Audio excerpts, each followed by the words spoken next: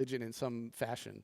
And I think when you're designing a character, like you could be like Tolkien, write an entire universe, right? But I'm not Tolkien, so I can't do that. But I could use religion, and because everyone's familiar with it, and it'll automatically bring all this story that you're familiar with, and like inject it straight into the character. And so this is a painting by Fortunino Matania, he was an illustrator during the First World War. And he would go to the front and he would like collect stories and then paint them back home where he lived in London. And this is one, I believe it's called The Crossbearers, and he painted it for a magazine called The Sphere. And he's an excellent painter. Like he would dig like trenches in his backyard so he could get like the reference right and everything. But there's something about this painting where it's like this really great fusion of this kind of like religion and a world war, and like this feels kind of hopeful with like the beautiful sky and everything, and it kind of feels like a piece of propaganda probably. But what I wanted to do with Trench Crusade was combine that painting, Triumph of Death, which feels very apocalyptic and horrible, with the World One, with the religious stuff. So one of the things I wanted to give, like I'm sure everyone, maybe not everyone, but a lot of people have ideas of their own that they want to make into something, or they're excited to make a game, or maybe you want to make like a movie or whatever it is. And I just wanted to give you a few pointers that helped me when I was doing this whole process. Because it can feel maybe like a little daunting to approach something that maybe it feels really like big. How do I break this down and do it a little bit at a time? So for me, it was really just focusing on the things I enjoy, which is character design. So like if I was looking at like some of these, like my contemporaries, and seeing like, oh, they paint environments so well, like that's how you're supposed to do it. If I had done that, I would have never gotten anywhere, because I would have just never finished anything. So for me, it was always just making progress as much as I could, even a little bit at a time. And like for me, one of the things I chafed at when I worked at these companies is like, you get feedback and you don't always agree with it. But when you're working on your own thing, you can indulge all your own weird proclivities and, your like pet peeves. For me, like I hate these little hexagon shields in video games because I use them all the time. So you'll never see one of those in Trench Crusade. And I hate the Tron lights, like the glowy Tron lights. That's just my pet peeve. And so, but I don't have to put them in the game. No one can tell me what to do. So that's really important to me. And I think I also try to like work on it just a little bit every day. Even if it's for like 5 minutes, I count that like as a win. I worked on it. And so that's my couch right there. I'm gonna never buy a white couch. And that's where I do all my sketching in front of the TV. And that's like a little a pillow. It's like a Cheetos pillow, like the chip. It's very comfortable. Yeah. So the thing with it is like it can be, when you look at all these like great examples of this kind of thing, like a game or art, it can be really easy to get down on yourself, like I'll never be that good or whatever it is. But the main thing how I always approach it was like, as long as I'm having fun and like enjoying what I'm doing, like that is a huge win. And that's really kind of all you need. So that's kind of how I approached it. So like, for example, this is a painting by Ilya Repin, who's a very famous Russian painter, who Tomas was telling me he moved to Finland later. Yeah. But like, I can't paint like that guy, and I probably never will. And he probably took like a year to paint that, and I just don't have like the patience to do anything like that. But it's just an incredible painting, but I'll just never be that good, and that's fine. Like, you don't have to worry about being as good as someone else. And the same here, I love this painting. Like, you can feel these characters, and you can practically hear that guy laughing. And like this guy with the little, he's like, you can hear him like the wheeze laugh he's probably doing. I love it. But I can't paint like that guy. And that's all right. And this is Karl Kopinski, you might know from Warhammer. And it's kind of the same thing. Like, I can't paint like Karl, but you can take little things that you like from them and try to incorporate that into your work, and that's fine. And so this is kind of a more clear example. So that's Karl Kopinski's sketchbook, and that's my sketchbook. It's much, much better, but don't let that stop you. You can still make really cool stuff even if you're not as good as someone else or whatever. like I'm still happy with this drawing in my own way. Like I like the little trench I drew. So like that's enough for me. I'm good with that. So one of the other processes I do, and I take it kind of seriously, is like the inspiration stage. Like I spend a lot of time reading different books and listening to music and watching movies, of course. And one of the main things I do for character design, you can kind of see up there on the upper kind of left, there's my Pinterest boards. I gather reference and I collect them in like really detailed reference boards. So I can look at them later and like trawl them for like new ideas that I'm looking for. And of course, video games. So this is just a few examples. Like the The Faithful Executioner was a history book I read about a 16th century executioner in Nuremberg. And it had all these really rich details in there that like are hard to, you can't really make some of this stuff up because they always say like truth is stranger than fiction. And it's really true. Like the executioners, they would have their executioner sword. And like the common people believe that you could like exorcise demons with it, which is just like a really cool, interesting detail. And I learned in that book that to become an executioner, you had to pass certain tests. And one of those was you had to be able to burn a body completely to ash, which was a neat kind of detail that I hadn't considered. And the executioners were sort of like outside society. They were like kind of untouchables, sort of. And so they couldn't intermarry with like kind of regular people. So the executioner families would intermarry their children, and they'd have these like executioner dynasties, which is like kind of a neat, you can make like a cool faction out of that, like these weird executioners or something. And so you never know where like these cool ideas are going to come from.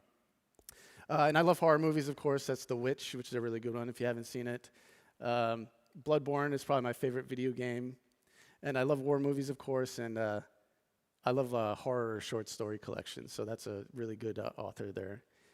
And so one of the other things I tried to do, besides gathering all this information and inspiration, was like if I saw an artist that I really liked, I would try and find what they were looking at for inspiration. So for example, that's Gustave Doré's illustrations of the Crusade. So there are these engravings of like just all these cool stories from the Crusades. And I when I had looked at that, I was like, wow, that really feels kind of like a Warhammer illustration you might see in one of the rule books.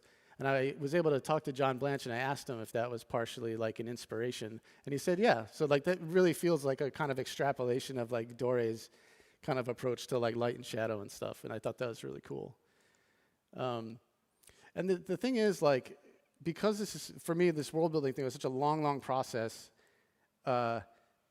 and I didn't really have a goal. Like, there was no game yet. This was just me, like, after work, blowing off steam, and I didn't really have an end goal, except maybe I'd make, like, an art book at some point. And but at the same time, I was so, like, excited about it that I tried to, like, make progress at least a little bit every day. And if I didn't do a painting, because sometimes you get, you come home from work and you don't want to do, like a painting or whatever it is that, you're interested in, like writing or who knows what. But I would consider like gathering reference for 5 minutes. Like I would consider that like, that's enough for me to like count that as like progress for the day. And eventually it just kind of becomes a habit as you do this more and more. Oh yeah, and these are some of my favorite bands I listen to.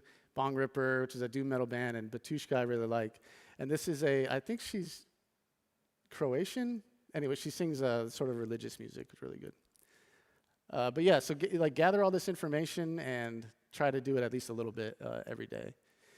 So this is my sketchbook. Now this page on the left, I don't usually paint stuff, but occasionally I will. But this is kind of where you take all that kind of like inspiration and you like filter it through your brain, and then you kind of like spit it back out on the page. And it's nice having a sketchbook because I'm very forgetful, so I'll forget ideas very easily. So if I write it down, I'll still probably forget about it, but at least I could like go back and remind myself about it. And like these are not like, I'm showing them here, but they're not really meant to be shown because they're not very good. But it's just like little head doodles, and like here's a guy that's kind of neat. It's a graves registration soldier, so they would like bury the bodies. It would be kind of a cool character to do. And these are some like ascetic monks for the Temple of the Metamorphosis. And up there is a stylite monk. It's like a monk that would climb atop a pillar and give sermons and stuff. And I was like, what would that look like in Trench Crusade? So the pillar has like little crab legs, and it walks around, and the priest has like a machine gun up there, and he's like shouting sermons and then mowing down heretics and everything. But so I just sit in front of the couch and I like doodle stuff while I'm watching a movie or like a documentary or whatever. So it's like really low pressure.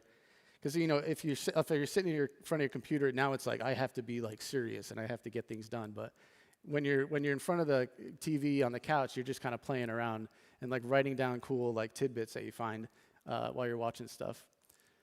So here's just kind of some more sketchbook pages. That's the original sketch for the pit locust. And I think that's like a front view of the pit locust. And this is just like these are like decent sketches for me, but the most of my pages are just like these horrible little doodles. So it's really like, it's not like the Carl Kapinski stuff. So one of the other ways I like to approach character design is like this thing called resonance, where I don't know, it's like an idea that like obviously resonates with someone for whatever reason. And so for me, like on Trench Crusade, it's the religious stuff because everyone's so familiar with it. And I like the sort of like believable details on like machinery and like guns that look like guns that you're familiar with. I think that's another thing. Because a lot of games, like especially video games, will have like these big wacky sci-fi guns that don't make any sense how they work, and that kind of always like irritates me. So all the guns in Trench Crusade are like generally relatively realistic. And also, like, there's some stuff I thought was funny because we had included these war crosses later on when Tomas was on the project, and it's like a real weapon. And I remember seeing somebody online was like, "Oh, it's ridiculous. It's not like a real. It's like two on the nose. It's like a war cross, like a throwing cross, but it's like a real thing that we just took from history." So you can kind of see an illustration over there. He's got one stuck in his shield, and he's like throwing the other one at the other guy. So. So on the big image on the left is the heavy mechanized infantry, and I was inspired by this Japanese artist called Kao Yokoyama, who makes a game called Machining Krieger, or a setting called Machining Krieger, and it's very sort of like Cold War mechs inspired by like Cold War like tanks and planes and stuff. But they have like a really unique way of like making cool robots. So I wanted to do kind of the Trench Crusade version of that. And so some of the believable details I tried to include was like on his chest, he has this headlamp that you might have seen on like a truck in World War II. So like the light wouldn't shine too brightly and show off your position. And then there's like, you can kind of see there's like this little oval on his chest plate, and there's like these little hidden details under there. Like you can imagine that plate comes off and there's like inner workings to it. And kind of the same with the gun. It's just like a regular gun, just kind of bigger. But in between designing that, I had seen this tank hatch on the top there, and I think it's from a T-55, and I just thought it was so cool because it has these sunken bolts in the side. And when I saw those bolts, I could just imagine like the guy in the factory with the impact wrench or whatever they call it, like putting them around there. And I just thought that was just like a really cool detail. And so when it came time to build the miniature, we added those back in because they just look so cool. And I think that's actually kind of the coolest part of in my opinion, of the model, because when you're looking down from the tabletop, you can kind of see these cool like arrangement of these sunken bolts. But there's other stuff too. Like one of the things I don't think you need to like reimagine everything. There's all this stuff in history that you can use. So for the magazine, that's a Vickers heavy machine gun, which is a British one. This is the magazine for a German gun called the MG08. And I just thought that was such a unique ammo magazine. Like, why not just use that? I don't have to like reinvent everything. And I want people to like, because I'm sure some of you might be familiar with that magazine or seen it in a video game, like playing Call of Duty or something. And it's just kind of, I don't know, it's just really cool, and it has like all these great details to it. And kind of the same on the back for the engine. We could have made some sort of like science fiction power plant that like glows blue or whatever. But I just wanted it to be like a lawnmower engine on his back. That's like a very familiar thing that no one knows what a sci-fi reactor sounds like, except from like TVs and stuff. Like we watch Star Trek and it's like, that's fine for Star Trek. But they don't exist here. But everyone kind of knows what a lawnmower sounds like. So you can kind of picture that's heavy mechanized infantry walking, and he's got like a lawnmower sound, kind of cool. And it just kind of, I don't know, just all these little details kind of add up over time. And then on his shoulder, you can see there's a little ring bolt, and that was the addition of the sculptor, because originally it was just kind of like a plain shoulder pad, and Wilf, the sculptor, was like, oh, well, let's add something there, and he added this ring bolt. And it's kind of a cool thing because you can imagine like hooking like a hook through it, and you can like hoist them up in a transport and have all sorts of, like maybe you have to repair the arm, and they like, the mechanics are like hoisting it off on a little crane and like repairing it with like welding torches, and it just like opens up to me like all these little like imaginative things that you can kind of play around with. So yeah, here's the Heretic Trooper. And so these are kind of the things I was trying to like resonate with. Like on the middle here are the sigils from the Ars Goetia, which is sort of like a magical system where you implore the angels and demons to like grant you wishes and things. And even if you don't know like specifically what that's from or the name of Ars Goetia or whatever, you've probably seen them in a movie or something, and you're familiar that like it's like demon stuff. So I wanted to include that. And then I wanted to have like some demon imagery, and there's like 3 demons I think that are sort of the most iconic, and I tend to like try to like figure out what is the most iconic thing and either like lean into that or like purposely avoid it. So for this one, like you have the guy and the demon on the left, like that's like probably too goofy, but everyone knows that one, the red demon with like the pointy beard, right? But that's not appropriate for Trench Crusade, except maybe if you did like a propaganda poster or something. And then there's Pazuzu, which is made famous by the Exorcist movie. So everyone's kind of familiar with that, especially if you're a horror fan. And then there's Baphomet, which is like the goat-headed demon. And I would say probably almost everyone on the planet is familiar with that one. And I picked Pazuzu because I really like the Exorcist movie, so that was like a good enough reason for me. And I love the style of the Assyrian kind of artwork. It feels like from a different, obviously it is from a different time, and I just really like that kind of ancient vibe to it. So you can see up here, this is some of the sketches I had done. Originally, you can see up there, I had given him these goat horns, kind of like Baphomet had, and I didn't think that was like iconic enough. Like it's fine like to have horns and stuff, but it's also like a bit overdone.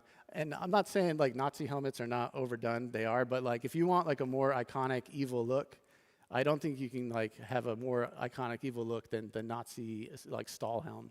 So that's why I chose that for these guys. And then down here is the Stormtrooper from World War I, the German Stormtrooper. And I wanted to like touch on that armor that he's wearing. I made it a little bit different, but I wanted it to be like reminiscent of that, so people could kind of, you might not know like a ton about World War I, but you might have stumbled across that image at one point, especially if you're like a gamer, you probably saw it. And so I just wanted to mimic that at least a little bit, so people kind of had that feeling. And then with the gun, it's really just a combination of the M1A1 carbine and then the SVT-40, which is a Soviet gun from World War II. And I just combined them because I didn't want it to be like just one or the other. So that's kind of all there was to it. And then, of course, like the dead baby, I really wanted you guys to know that like these guys are evil, or at least the viewer, so I just put a dead baby on it. And also, I would like when I was working at all these video game studios, I would kind of always like attempt to do that. Like, what says evil better than that? Nothing. And they'd always be like, "Oh no, we can't do that." But now with Trench Crusade, of course, I don't have to listen to anyone. So we got the dead baby. Okay, so one of the other ways I like to approach character design is trying to find like just the right word to kind of name the character. And sometimes like this will happen in the beginning where I come up with like a really cool name, or at least that I think is cool, or I come up with a design and then I name it later.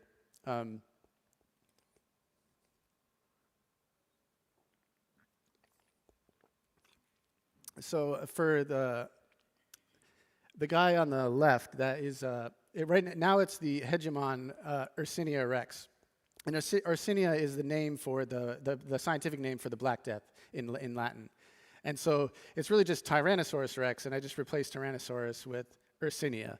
And like, that's cool to me. Maybe not everyone knows what Yersinia is, but for the people who get it, I think it's like a kind of cool little thing. So, and of course, like there's Tolkien who kind of started this sort of words of power. Like these, when I think of I don't know, these like really evocative words. Like, of course, he had Mount Doom, which is kind of like the most like classic one. It's a little like maybe now it's kind of goofy a little bit, but it's still like a very powerful name that like evokes all these sort of images in your head. And that's kind of what I like about these names is that I don't try to come up with anything like too clever or anything like that. It's just like I try to give, like if you see the image and then you read the name of the character, it's almost like enough to like give you a lot more ideas of like what this character is about and like what themes are at play. Just a couple other examples that I like is, so recently we had the Prussians had the tank splitter, and that was just, I had seen online that there was some kind of sword that either the Chinese or the Japanese used, and it was called a horse splitter, and they used it to cut the legs off like the enemy horses, which sounds horrible, but I thought it'd be cool, like what you can just replace horse with tank, and now it's like sounds really cool to me. And then with mechanized infantry, one of the things that bugged me, I learned about mechanized infantry, it's just soldiers that ride in armored personnel carriers. And I find that really kind of dumb. Like, they should have power armor. Like, that's the proper way. And so when it came with Trench Crusade, we could finally switch that. I mean, now we've done it right, so that's good. And then there's, like, Tolkien, of course, has all these, like, fantastic names, like Gandalf's sword, Glamdring, and I don't know, there's just something like about, for the way I like to approach it is just like combining words that are like rich with like, I don't know, they just evoke all sorts of interesting ideas, like the Trench Pilgrim. I don't know, if you saw the image of the Trench Pilgrim and then you hear that name, like, I don't know, it tells you like a little story on its own. So that's the other thing with like telling story. Like, I'm not a writer, so it was really fortunate. Like when we expanded the project, that Tomas came on, and we had like a proper writer that could do this stuff. But even in that case, like in the beginning, I didn't let that stop me from not creating like a world that felt kind of, even if it wasn't filled with like detail, it kind of might have seemed like it was. And the way I approached it was I was really into Magic the Gathering as a kid.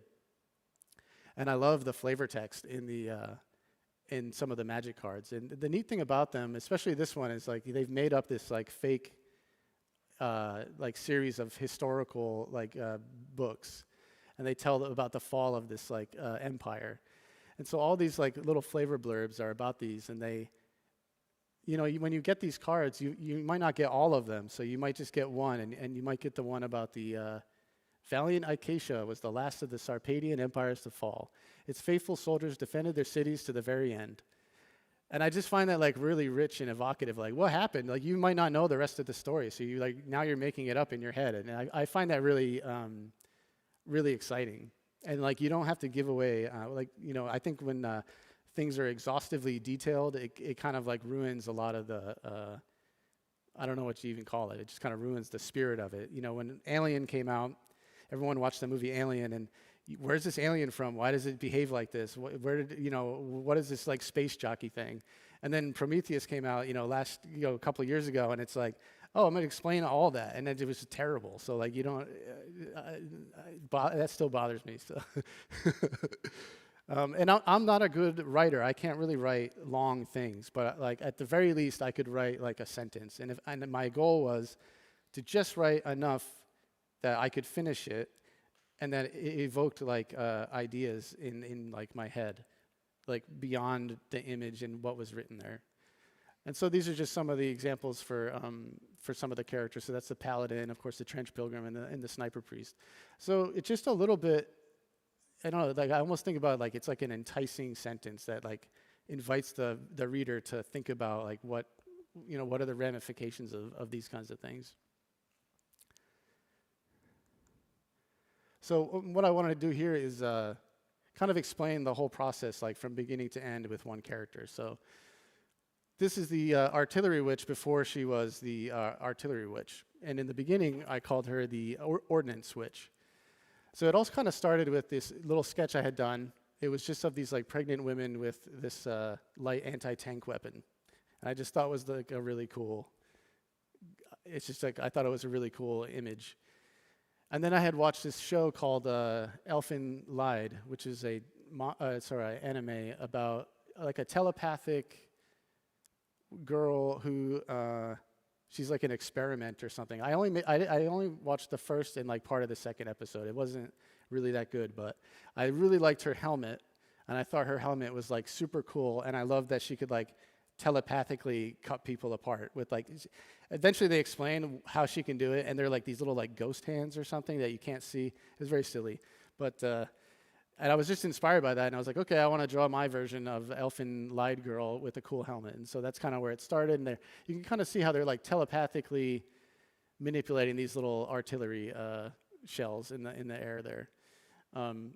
But I still like wasn't happy with this. I still wasn't exactly sure like what it could be. But the idea was kind of telepathic witch. It was kind of the theme that I was going with. And so this was kind of how I approached the rest of the design. So this is the final design on the left here. And like for her head, like I wanted that cool elfin lied helmet, but I wanted her to feel more like a witch. And there are these medieval, maybe early Renaissance like headgear for women called a hennin. There's all different kinds. There's one that's like the kind of the big cone or like two cones, or there's all sorts of fanciful headdresses. And I had wanted the character to feel feminine but menacing at the same time. So now I didn't want her to feel like, I don't know. Like I wanted her to feel feminine for sure, but she's like about to kill you. And so originally I had like a artillery shell that she was like levitating, like I showed on the sketch before right here. And the issue I had with that is that, like, as a shape, the artillery shell is not super iconic. Like, it could be, is it a shell? Is it a bullet? Is it lipstick? It could be all sorts of stuff when you look at it. And I wanted it to be, like, unequivocally, like, something specific. So I picked the World War II bomb, because it's such an iconic shape. It really can't be, I don't think, confused maybe with just about anything else. And the other thing with that bomb is it, to me, like conjures up all this imagery of like, you know, World War II, like documentaries of like cities getting bombed, and, you know, I included the image of like all the bombs falling out of the bomb bay. Maybe you saw a movie like The Memphis Belle about the bomber pilots and stuff. So like, you can imagine what that bomb is going to do, because you have all that like information from these like documentaries locked away. So it kind of just tells a little bit more of a story than these little things, I think.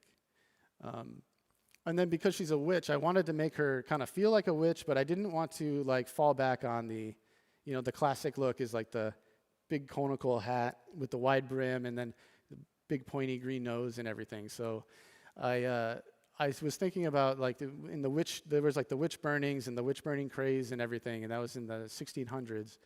In America, it was at in Salem. And so I wanted to kind of evoke that period of the 1600s.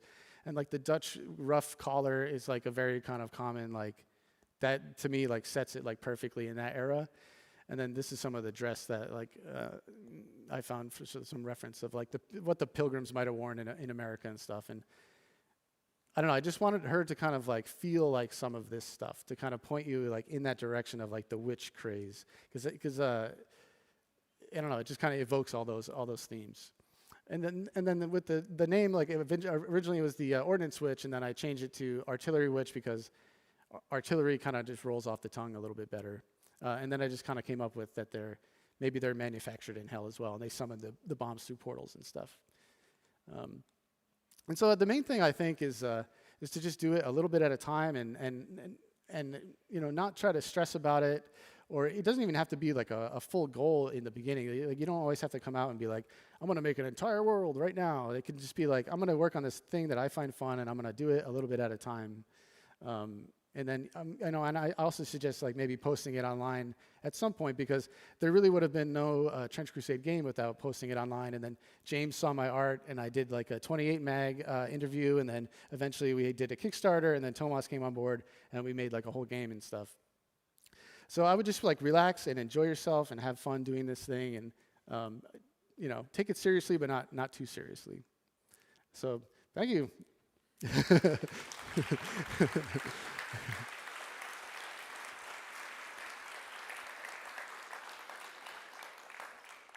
So if anyone has any questions, I'm happy to answer them. Yes, you. The next step for the company. Oh, well, I don't know. I mean, we'd love to do all sorts of stuff. Like, I'd love to see a video game or a movie or all sorts of things, and novels and comic books, all that stuff. But we have some irons in the fire, but nothing we're ready to talk about yet. Yes.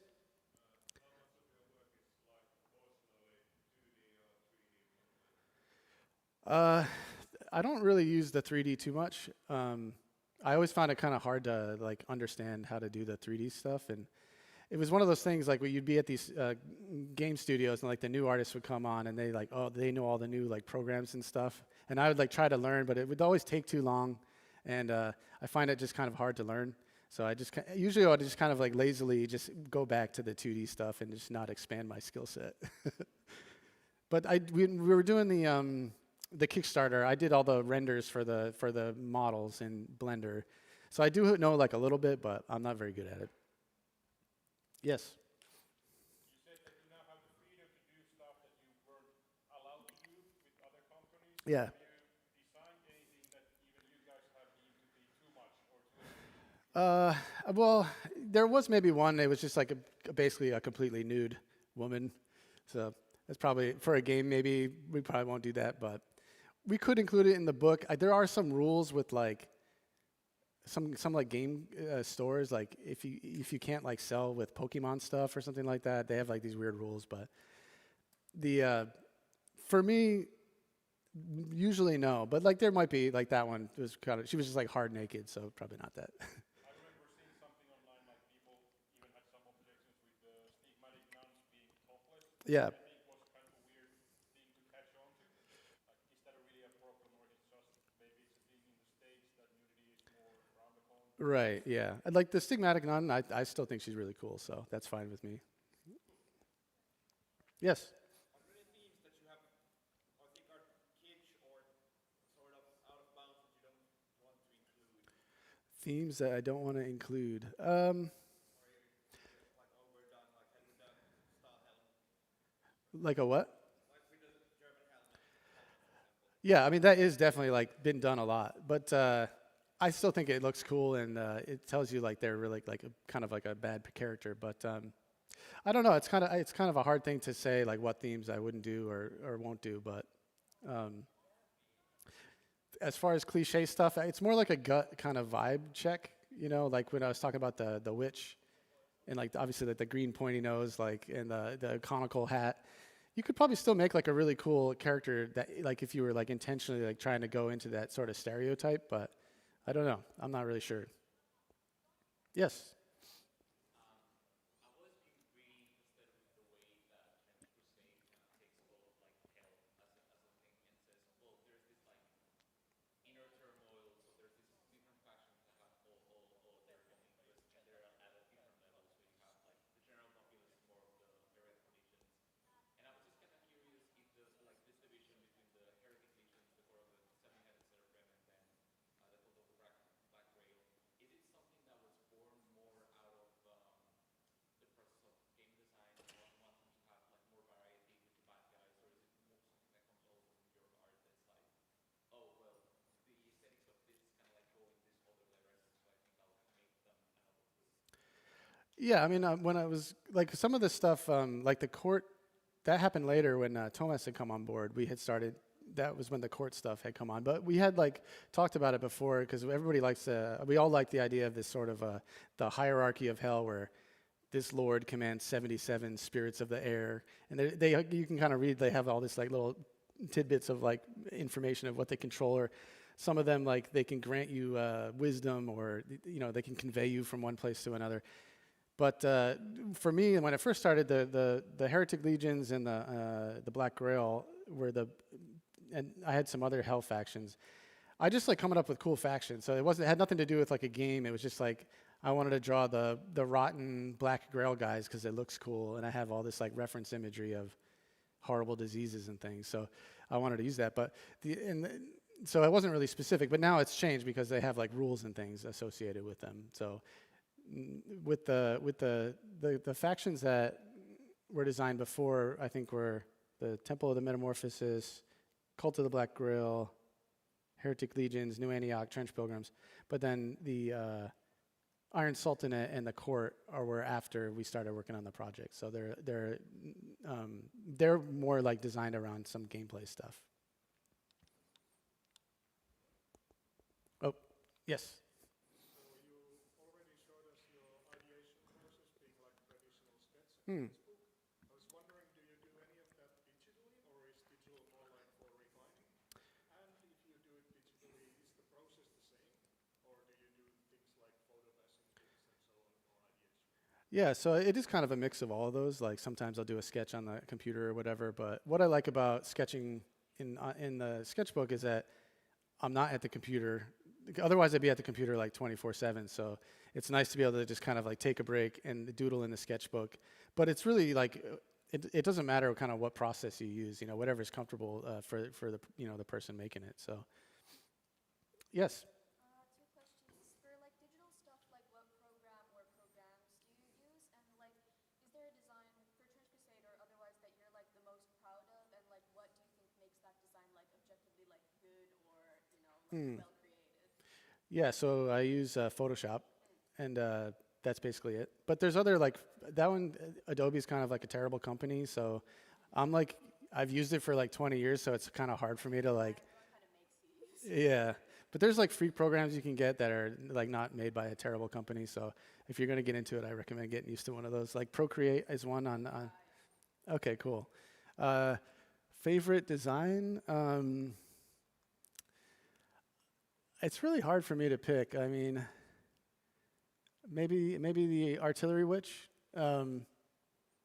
I think she just like looks really badass. So I think that's like, and I've never really kind of seen that character before. So I think that's what makes it like good to me. Yeah, so to speak. But it's kind of tough. Like, how do you make like a unique character? If you think like if you go in like with that as your goal, it'll make it really hard for you, I think, to actually like come up with something interesting. Because you'll just be like second guessing yourself, like, is this unique enough? And like, who knows? Yes. With French Crusade picking up a lot of steam over the past year or so, and a lot of the community creating their own stuff for the game, have you seen anything created by the community that's been inspiring to you, and maybe you've inspired to put it back into the game in official form or somehow otherwise affect your designs? Yeah, I mean that happens all the time. Like I love seeing all the creativity from everybody, and I mean one of the was it the Trench Ghost was a fan made thing that we Thomas saw, and it was really cool. So we've just put that into the game, And I've definitely seen all sorts of stuff that has inspired me, and that was kind of one of the things like going into this whole game, like that we had hoped to see was all the creativity of these people, like and making their own like weird little war bands that like worship some like obscure saint or who knows what. That to me was really fun. Yes, yes, you. Mm. So I was curious because you said you like Diablo and you actually eventually worked on it. I feel like there's like a lot of inspiration on the whole setting as with Hell and Earth and everything, how Hell has come to Earth and everything on that. So do you have like, was that a big inspiration, the whole lore background and everything? Yeah, I mean, I think more for me it was like the vibe of it, especially Diablo 1. I really liked Diablo 1 because at the time it felt like really new. Of course, I was like 15, I think, when that came out, and like it feels it feels more like horror than like dark fantasy to me in a way. At the end of Diablo 1, spoilers, but like you kill Diablo and then you take his soul stone and you like jam it into your own head, and it was like I was like, oh my god, this is so cool, Yeah, but it's more like the vibe, definitely. Yes, you. Yes.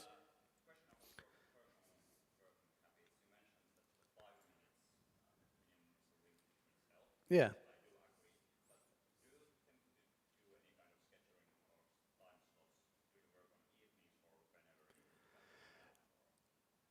I mean, when I first started this, it would always be after work. Now we're working on Trench Crusade full time, so it's just kind of like whenever inspiration strikes or you have to get things done. But you'd come home from work, whatever time. Usually for me, it was like 6 p.m. I'm back home, eat dinner, maybe play a game with your friends real quick, and then I'd probably sit on the couch for a little bit and draw some stuff. So there was really no, eventually that kind of became like a habit, but like there's no like rules or anything about how to like do it. At least I never held a rule for myself or anything. Yes. I haven't been, or I haven't been looking at the lore or anything for a few months because of family things, but so I don't know if this has happened in any level, but is there a future for machinery or cavalries of different sorts in the future? And if so, would there be machinery on the hell side?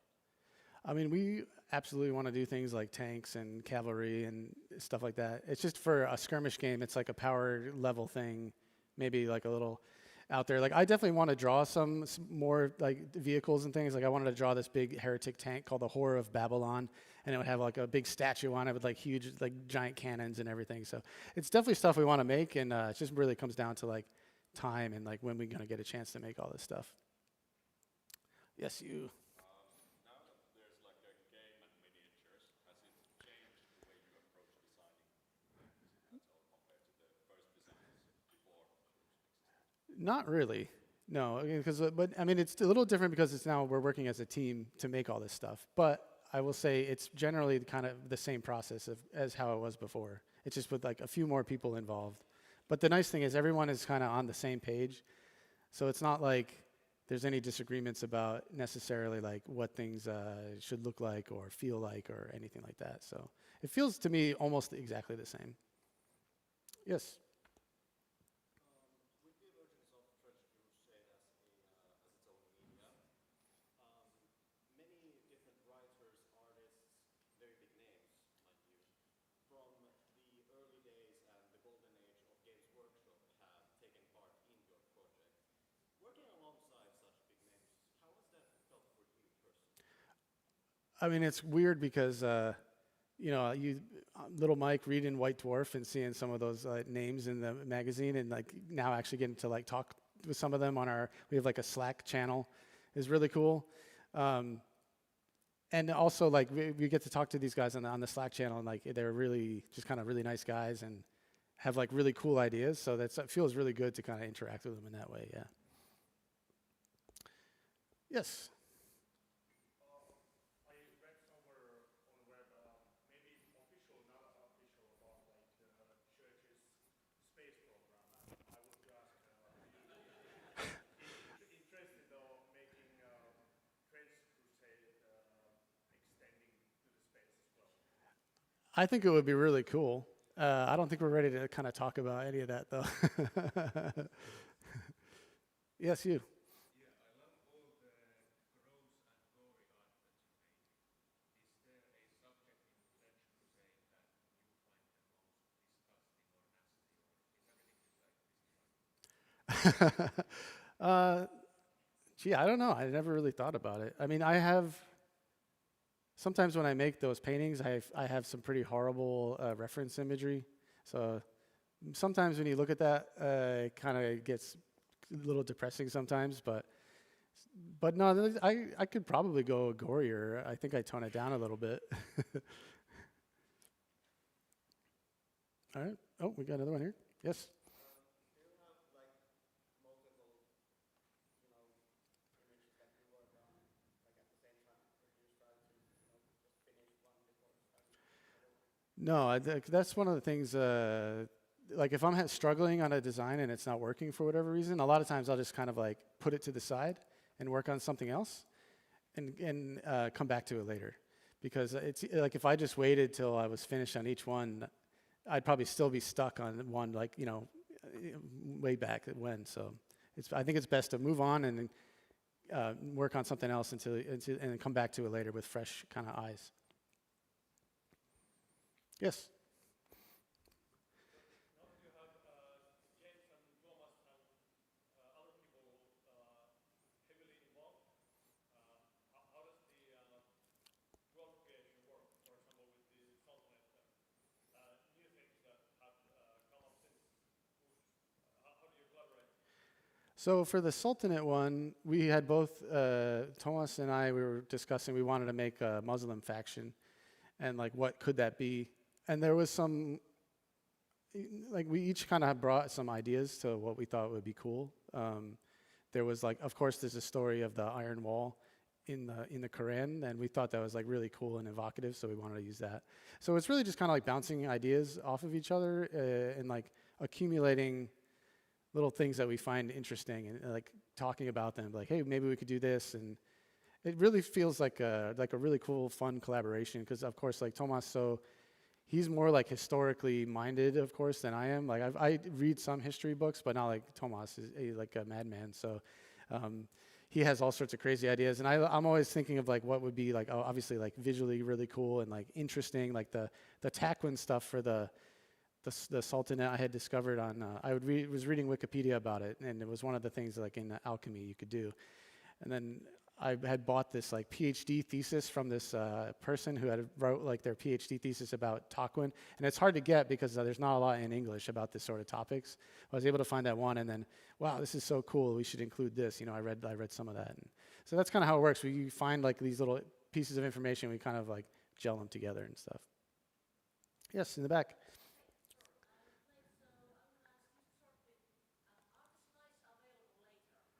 Oh, I think it's being recorded. But do you want the individual slides? I could probably put those on our Discord. Anybody? All right. Think we're good? Oh, one in the back? Yes.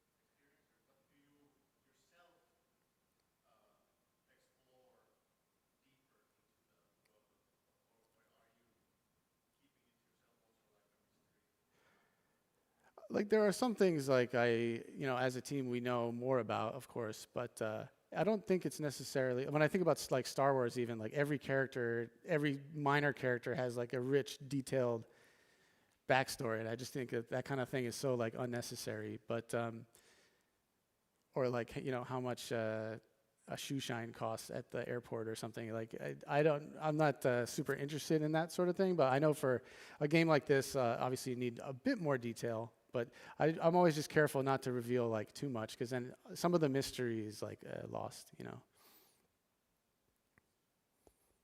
Yes. I went through your sketchbook you left there, and Oh. I was just curious that, like, I noticed that sometimes you do a lot of sketching with the tacking of notif in the pen. Is that like for getting more organic shapes, or it doesn't have it, or? Could you repeat it again? I've noticed that there's a lot of sketches where it looks like you don't lift your pen from the paper at all. Oh, like it's just like a big scribble thing? Yeah.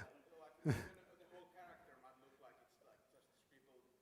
Is there a reason why you do that, or is it just a habit? I don't know really why I do it that way. I just kind of sit there, and sometimes I might just be like drawing with the end, like I'm not even really thinking about it. I'm just like scribbling, so it's not like maybe it's not like so conscious or anything. Yeah. Or is it like when you just do forms and then it just gives you like inspiration and like turn into something? Yeah, like it's really just kind of I'm just kind of scribbling, and like it's not like a good drawing or anything. I'm just looking for like cool ideas and stuff like that. Yeah. All right. I think that's it. Unless we got any more? Okay. All right. Thank you.